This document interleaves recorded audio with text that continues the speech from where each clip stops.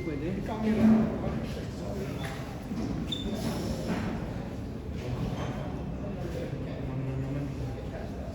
evening, ladies and gentlemen, and welcome to the post-game press conference of the Fiba Basketball World Cup Asian Qualifiers Window 1 in between the Philippines and Guam 2025-71.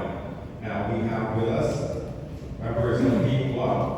First part of our press conference, we have head coach Calvo and player Jericho Cruz. This conference will be conducted in English, so for media, please ask your questions in English after introducing yourselves in the open session later. First off, Coach, your thoughts about that game?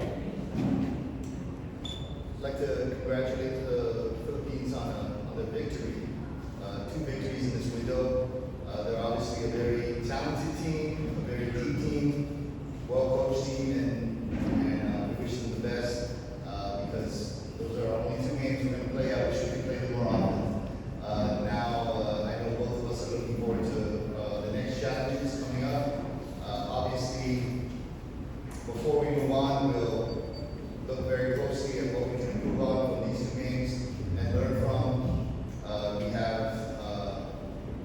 We're excited about the future, even though sometimes you learn from a disappointing situation. So I think we're very grateful for the opportunity we had this week to play a very good team, and we're going to definitely come back stronger next time. Thank you, everyone.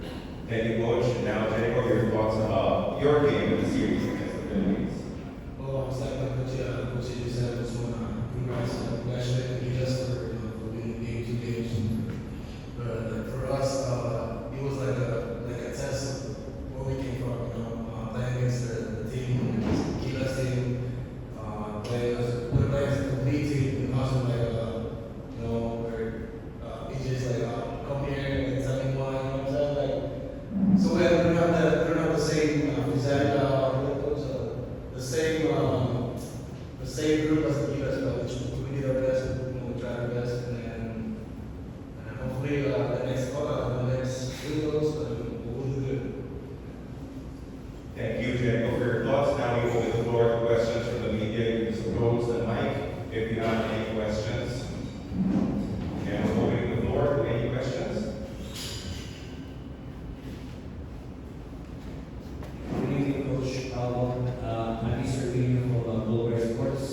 I just like to know what's the criteria for eligibility in choosing players to represent Guam, because Guam is not a country, it's part of the United States. So what's the criteria or what are the limitations in selecting players, and in relation to that, how do we use this moving forward to build a better team?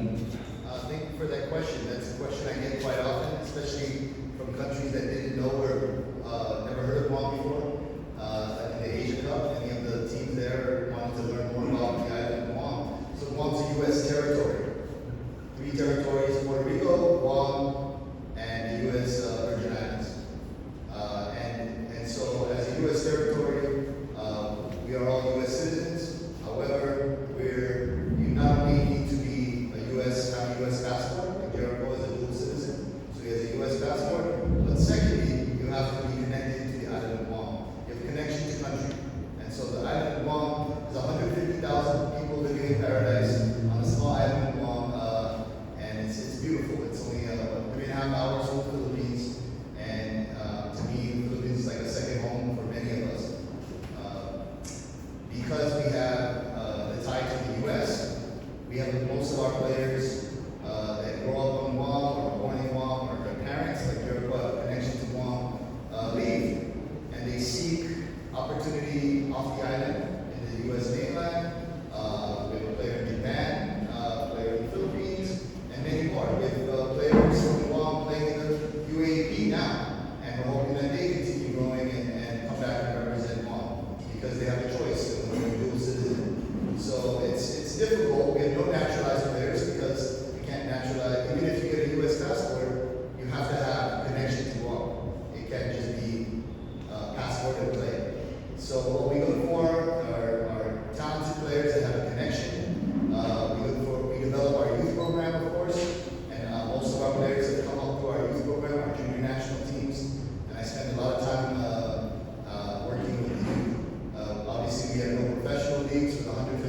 people could